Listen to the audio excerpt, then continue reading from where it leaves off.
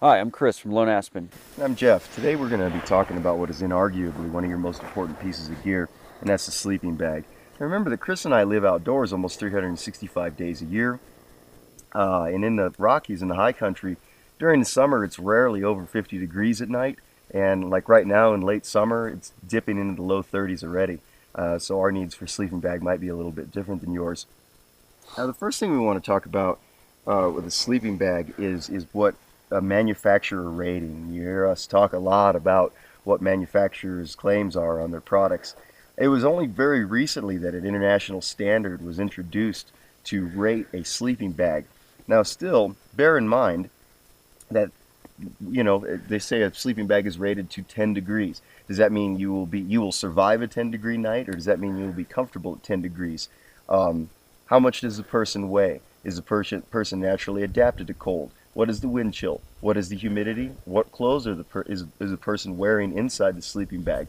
Now, also bear in mind, this is one of the more important things, is that a sleeping bag does not warm you up. Just like your clothes, all it does is traps the heat you produce.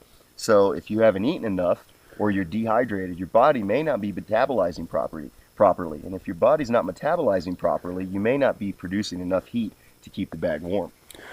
The other thing about ratings is there's a difference between male and female ratings, and there's also when they say the rating, it could have been the company tested. Okay, it's a 0 degree bag. 0 degrees. In addition to the points Jeff said, it could be 0 degrees exposed to outside, and most likely the case it's inside of a tent with some type of foam or inflatable ground pad beneath it.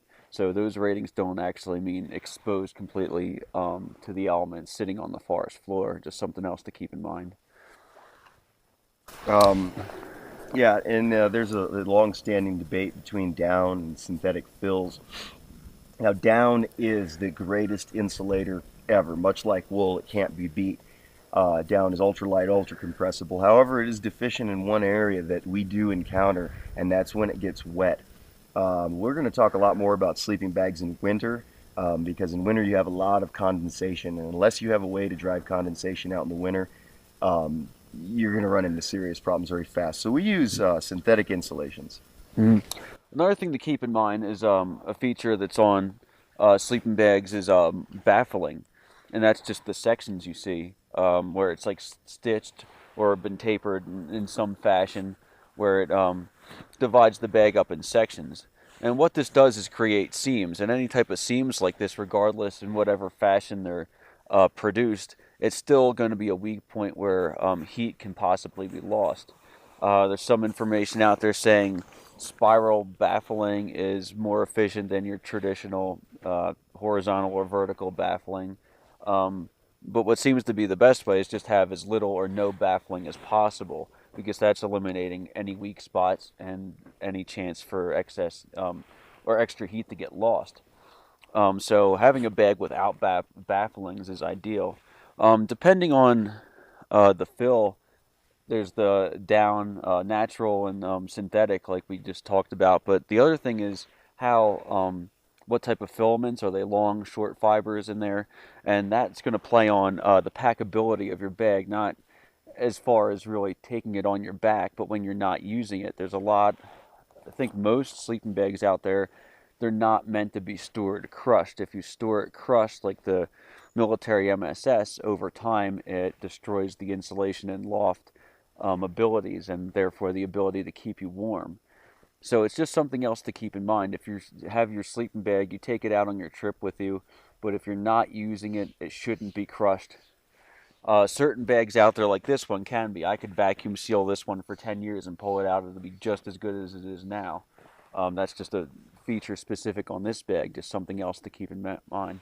Yeah, and this is the modular sleep system for the military, and that is a thing to keep in mind when you're buying it. Just try to buy it new. Don't buy it used because you don't know how long it's been sitting in that compression sack and it loses its loft.